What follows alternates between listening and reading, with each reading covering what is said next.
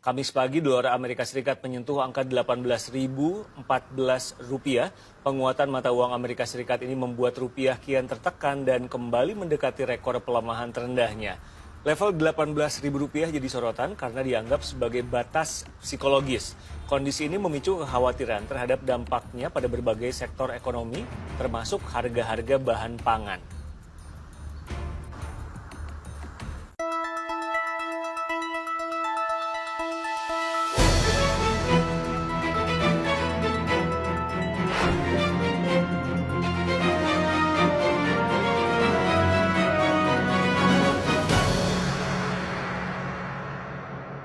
Assalamualaikum warahmatullahi wabarakatuh. Kami dari kelompok 7, dengan saya sendiri Mustafa Fadi. Saya Ita Germadila, saya Siti Hajar, saya Muhammad Naik, Untuk tugas ketapang kami mengambil judul pengaruh kenaikan dolar terhadap harga bahan pangan. Belakangan ini, nilai tukar rupiah terhadap dolar sering mengalami perubahan. Banyak orang mengatakan bahwa ketika dolar naik, maka harga berbagai kebutuhan juga ikut naik. Tapi, apakah dampaknya benar-benar dirasakan oleh mahasiswa yang sedang berjualan di bazar kampus? Nah, untuk mencari tahu jawabannya, kami melakukan sebuah wawancara langsung dengan beberapa mahasiswa yang sedang menjaga stand bazar. Terus sih mas, namanya siapa? Oh, nama saya Andre. Ya, ingin nanya-nanya nih. Iya nih. Kan dolar lagi naik nih mas. Kan mas jualan cookies kan, apakah itu berdampak sama bahan-bahan untuk buat cookies mas? Kalau dari saya sih sebenarnya yang terdampak tuh bukan ke bahannya sih, tapi ke biaya-biaya kayak bensin gitu ya mas. Soalnya kan sekarang gara-gara dolar tuh ya mungkin, Iya. jadi bensin tuh naik. Kan saya harus kalau misalkan beli cookies gini kan beli bahan-bahannya kan jauh ya. Iya. Misalkan ke toko kue, ke toko kue yang nggak ada, ke mall mungkin.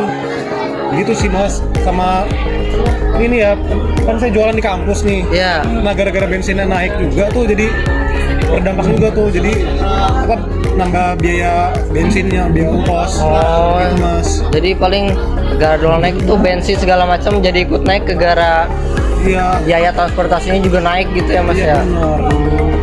Itu terus mas nanganinya gimana? Apa naikin harga cookiesnya atau Kalau saya sih nggak mau naikin harga ya mas, takutnya Iya. apa nggak ada yang beli juga. Oke. Kan ini kan di lingkungan kampus ya. ya Terus jadi paling ini sih pasrah aja lah saya mah sama keadaan. nurunin Iya. keuntungan berarti ya mas ya? Iya mungkin bisa sampai kayak gitu ya. Oke. Makasih ya mas. Iya, mari. Siapa mas? Dengan Kak Damar. Oke, Kak Damar ya. Saya lihat-lihat Kak Damar juga kan jualan es krim nih. Jualan Iya es krim betul, sandwich. iya. Kan dolar lagi naik nih, bahan-bahan juga ikut naik. Kalau dari mas sendiri bahan-bahan apa sih yang naik gitu, ikut naik?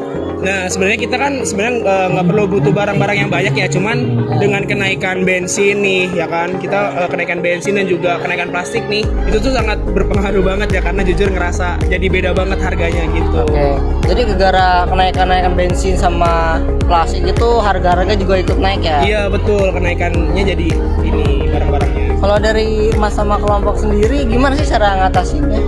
Paling sih kita tadi sih karena memang barang-barang naik dan juga jauh ya kak. Iya. Paling kita tadi akalinnya dengan jadi kita cuma pakai satu motor atau dua motor aja. Jadi manfaatin motornya itu, sama mungkin Oke, kita oke. juga nggak terlalu banyak aktivitas. Jadi kita order gitu di sini gitu untuk barang-barangnya. Oke, Gitu sih. supaya mengatasi agar barang-barang yang mas jual ini tidak naik. gitu Ya ngurangin uang bensin juga karena Iya. bensin yang naik itu sendiri gitu. Oke, makasih ya mas. Oke ya, makasih.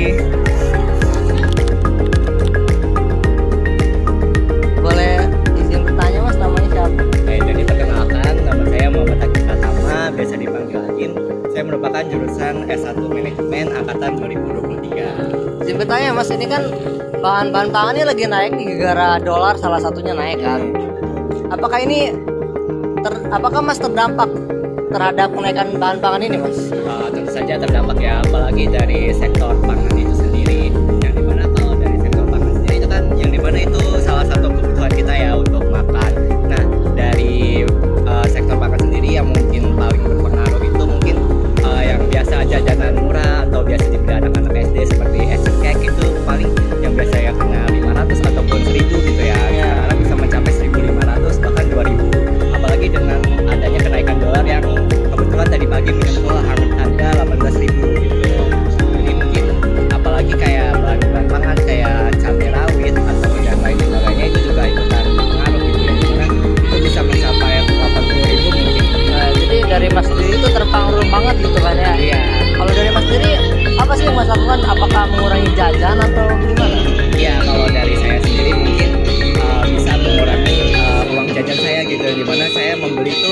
bukan hanya karena saya ingin itu, tapi melihat kayak saya ini perlu atau enggak sih buat beli itu gitu, yang dimana kalau emang saya ngerasa nggak perlu-perlu amat dengan harganya, dengan harga dolar naik ini gitu, saya jadi bisa pikir-pikir lagi gitu untuk membeli barang ini atau tidak gitu. Oh, jadi lebih istilahnya pintar dalam Iya, memanage uangnya. Ya? iya.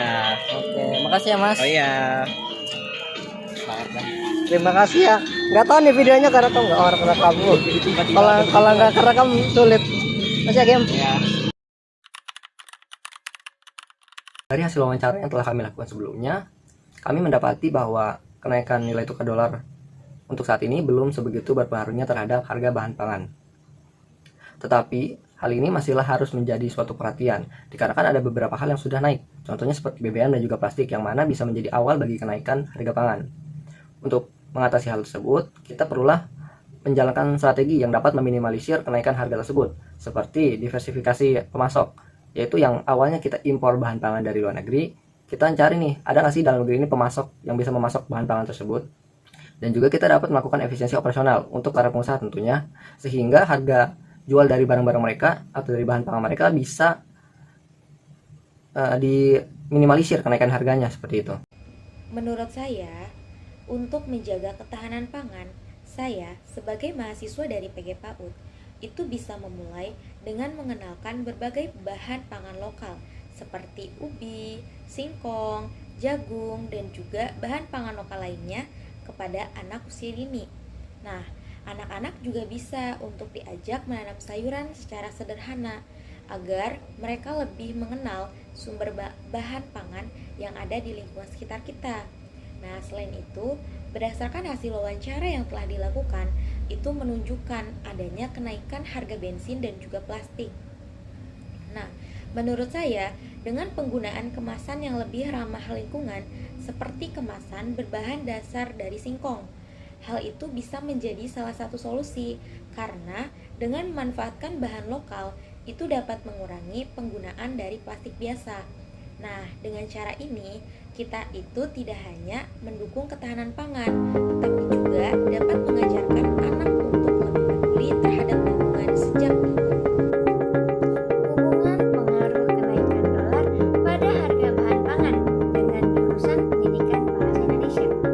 Apa sih hubungannya? Jadi, hubungannya dengan jurusan pendidikan bahasa Indonesia ini karena jurusan ini tuh mempunyai peran dalam meningkatkan literasi masyarakatnya terkait isu-isu ekonomi yang terjadi di masyarakat, termasuk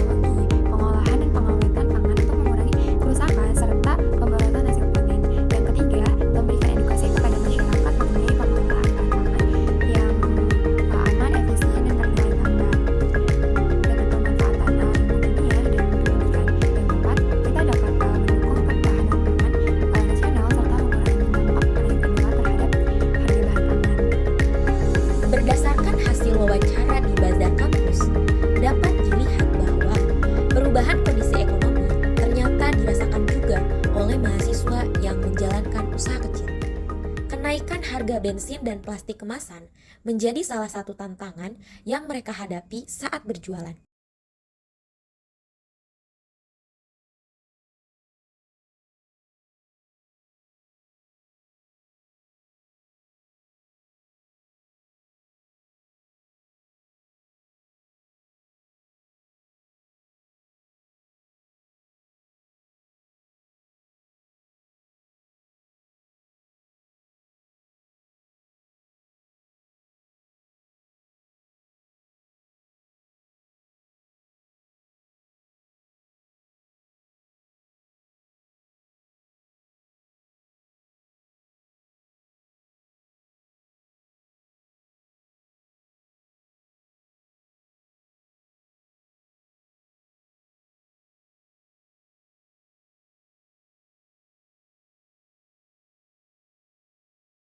Dengan menjaga stabilitas ekonomi dan ketahanan pangan menjadi hal yang penting agar kebutuhan masyarakat tetap dapat terpenuhi dengan baik.